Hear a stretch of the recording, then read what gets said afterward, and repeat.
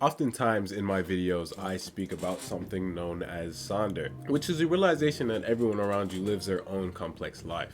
All of us have things that will stand in our way, whether they be some type of physical thing or some type of mental issue that we go through. But even with the realization that everyone has their own complex life, we still act in ways that are selfish. Regardless of the complexities of others, our own selfishness exudes or outweighs morality at some point. Throughout the time of man, our own desires plague our consciousness. The nature of man is that of selfishness, and in some way, we constantly pursue the material, which beckons the question, was the need for material things taught, or is it a part of human nature? Humans, of course, need certain things in order to survive: food, water, shelter, etc. However, we still crave things that prove to be harmful to other people. In previous videos, I talked about the necessity for ego, but only in a sense of self-identity and instead of some type of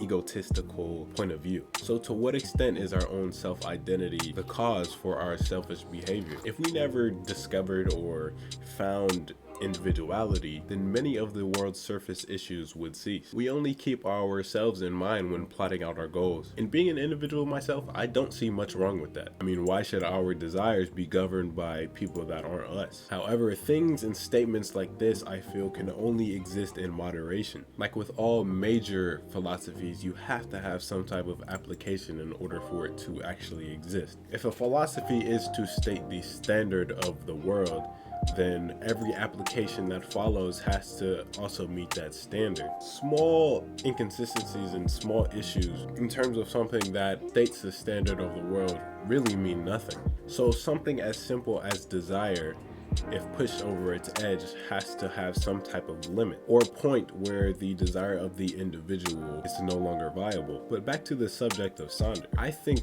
that in our minds we can never truly experience what others go through and how they feel. In the same way, we can never truly understand someone. And the closest we get is when both sides of the coin, or the two people or groups, interact with each other and share their own part of the story. We know that everyone lives a complex life, but we don't know everyone at all. We are all prisoners, and some of us are in cells with windows and some of us are in cells without. All start on a certain path, and some of us are fortunate enough to hew away and create our own path. We struggle, prevail, hope, and despair all in the same lifetime. And it is this condensed existence that allows people to be themselves, exploring all angles of their being in order to become a whole picture. Yo, before this cut out, y'all peep the drip. Yep. Hold on, let me. Hey. Yep. Thank you for watching. Hope you enjoy.